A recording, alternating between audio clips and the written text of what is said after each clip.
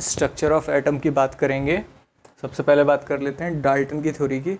Dalton ने बोला था कि किसी भी पार्टिकल में एटम सबसे छोटी चीज़ होती है, एटम को फर्दर कट नहीं किया जा सकता। उसके बाद आए थे थॉमसन। थॉमसन ने दिया था ये मॉडल। उनने बोला था कि भाई पॉजिटिव चार्ज है ना वो यूनिफॉर्मली डिस्ट्रीब्यूटेड होता है, उसके ऊपर इलेक्ट्रॉन्स जो हैं वो ऐसे चेरी की तरह लगे हुए होते हैं। तो इनको इस मॉडल को उन्होंने नाम दिया वाटरमेलन मॉडल या फिर केक मॉडल। उसके बाद आए रदरफोर्ड। रदरफोर्ड ने एक एक्सपेरिमेंट किया। उन्होंने अल्फ़ा पार्टिकल्स क्या होते हैं? पॉजिटिवली चार्ज पार्टिकल्स होते हैं। हीलियम में से आप इलेक्ट्रॉन्स को रिमूव कर दीजिए तो अल्फ़ा पार्टिकल्स बचते हैं। गोल्ड फॉइल के ऊपर अल्फ़ा पार्टिकल्स को बम्बार्ड कराया। Most of the alpha particles बिना किसी इफेक्ट के बाहर निकल गए। 1 in 20,000 जो है वो कम्प्लीटली डेविएट हुए 180 डिग्री से। तो यहाँ से उन्होंने कंक्लूजन निकाला कि जो एक्चुअल में एक एटम होता है उसके अंदर बहुत सारी स्पेस खाली है और मोस्ट ऑफ द जो पॉजिटिव चार्ज है ना और मास वो बहुत कम स्पेस में कंसंट्रेटेड है। इसका जो रेडियस है और इसका जो रेडियस है वो इसके रेडियस से 10⁵ टाइम्स है। ठीक है, न्यूक्लियस के रेडियस से एटम का रेडियस 10⁵ टाइम्स होता है और इलेक्ट्रॉन इस न्यूक्लियस के चारों ओर रिवॉल्यूशन कर रहा है। ये रदरफोर्ड ने अपने इन ऑब्जर्वेशन से बोला। अब देखो मैक्सवेल आए। मैक्सवेल ने क्या बोला? ठीक है, ये इलेक्ट्रॉन रिवॉल्व तो कर रहे हैं लेकिन इनकी डायरेक्शन चेंज हो रही है। भले ही स्पीड कांस्टेंट है लेकिन डायरेक्शन चेंज हो रही है। इस वजह से क्या हो रहा है? ये एक्सेलरेटेड है।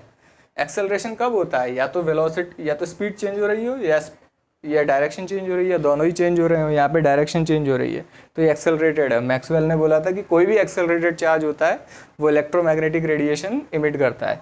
तो यहाँ पे इलेक्ट्रॉन इलेक्ट्रोमैग्नेटिक रेडिएशन इमिट करेंगे तो क्या होगा? एनर्जी कम होती जाएगी, इसका रेडियस कम होता जाएगा और ये फाइनली जाके इसमें कोलैप्स कर जाना चाहिए। लेकिन जब अपन ने हाइड्रोजन गैस को इलेक्ट्रिक डिस्चार्ज में पास कराया तो क्या मिला? अपने को हाइड्रोजन स्पेक्ट्रा मिला और वो हाइड्रोजन स्पेक्ट्रा डेफिनेट लाइंस आ रही थी। तो उसमें क्या पता पड़ा कि हाँ भाई नहीं, इलेक्ट्रॉन्स जो होते हैं वो डेफिनेट ऑर्बिटल्स में होते हैं और जब ये एक ऑर्बिटल से दूसरे ऑर्बिटल में जंप करते हैं तब ये लाइन इमिट होती है, स्पेक्ट्रा इमिट होता है। तो यहाँ से क्या पता पड़ा कि नहीं, इलेक्ट्रॉन एक्चुअल में पर्टिकुलर ऑर्बिट्स में ही होते हैं।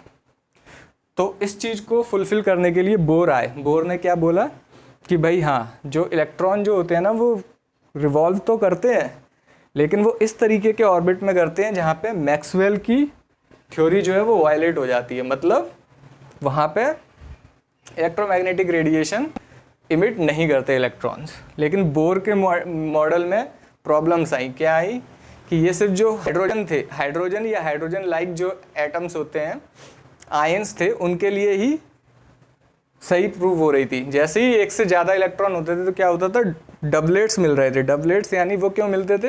क्योंकि इलेक्ट्रॉन में स्पिन होता है। एक तरफ मान लो क्लॉकवाइज घूम रहा है, दूसरा एंटी क्लॉकवाइज घूम रहा है, उनके बाकी सारे क्वांटम नंबर सेम है। तो वो वाले जो थे लाइंस जो है वो बहुत पास आ रही थी, तो उनका कोई एक्सप्लेनेशन नहीं था बोर्स मॉडल में। दूसरा प्रॉब्लम ये आ रही थी कि जैसे ही उसे बोलते हैं जीमान इफेक्ट, जैसे ही मैग्नेटिक लाइन वहाँ से पास करा रहे थे तो क्या हो रहा था? वो स्प्लिट कर जा रही थी। उसका कोई एक्सप्लेनेशन नहीं था। ऐसे इलेक्ट्रिक फील्ड पास कराओगे तो लाइन स्पेक्ट्रा स्प्लिट कर जा रहा था, उसका भी कोई एक्सप्लेनेशन बोर्स मॉडल में नहीं था। बोर मॉडल ये भी एक्सप्लेन नहीं कर पा रहा था कि एटम्स मिलके मॉलिक्यूल्स क्यों बनाते हैं, कंपाउंड्स क्यों बनाते हैं। ठीक है, इसमें प्लांक आए। प्लांक ने क्या बोला कि भाई कोई भी मैटर जो होता है उसके अंदर डुअल नेचर होता है। वो वेव भी होता है, वो पार्टिकल भी होता है। ऐसे इलेक्ट्रॉन भी वेव भी है, पार्टिकल भी है। हीजनबर्ग ने बोला कि मान लो इलेक्ट्रॉन को आप देख रहे हो, आपने इस पोजीशन पे इसको स्पॉट किया, इसको देखने के लिए कोई इलेक्ट्रोमैग्नेटिक वेव आपने भेजी तो क्या होगा? इसकी वेलोसिटी चेंज हो जाएगी उसके स्ट्राइक करने से। तो आपने पोजीशन तो कर ली, मतलब आपने पोजीशन तो स्पॉट कर ली लेकिन वेलोसिटी आप सही से स्पॉट नहीं कर पाए। तो यही उन्होंने हाइजनबर्ग अनसर्टेनिटी प्रिंसिपल बोला कि पोजीशन और वेलोसिटी या मोमेंटम किसी भी इलेक्ट्रॉन का एक टाइम पे, एक इंस्टेंट पे सही से आप एस्टिमेट नहीं लगा सकते। तो इन सब चीज़ों को ओवरकम करने के लिए स्ट्रॉडिंगर्स वेव इक्वेशन आई। उसने क्या बोला कि भाई इलेक्ट्रॉन जो है ना एक्चुअल में वेव की तरह रिवॉल्व करता है न्यूक्लियस के अराउंड, और किसी भी पर्टिकुलर पोजीशन पे आप सिर्फ उसकी प्रोबेबिलिटी बता सकते हो कि इलेक्ट्रॉन इस यहाँ पे होने की प्रोबेबिलिटी कितनी होगी।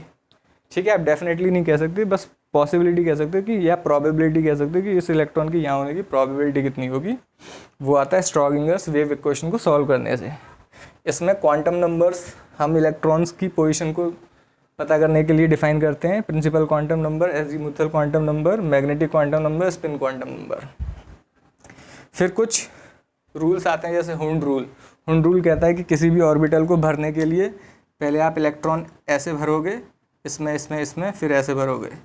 अब बाउ प्रिंसिपल कहता है कि n+n, ये n होता है जिसे शेल कहते हैं, और l होता है सब शेल, s,p,d,f ये सब शेल होते हैं। n+l जिसमें का कम होगा उसमें इलेक्ट्रॉन पहले जाएगा, और n+l इक्वल है तो n कम होना चाहिए। इस तरीके से होता है। ये अब बाउ प्रिंसिपल हो गया। फिर होता है पाउलीज एक्सक्लूजन प्रिंसिपल। वो कहता है कि भाई किन्हीं भी दो इलेक्ट्रॉन के चारों क्वांटम नंबर सेम नहीं हो सकते।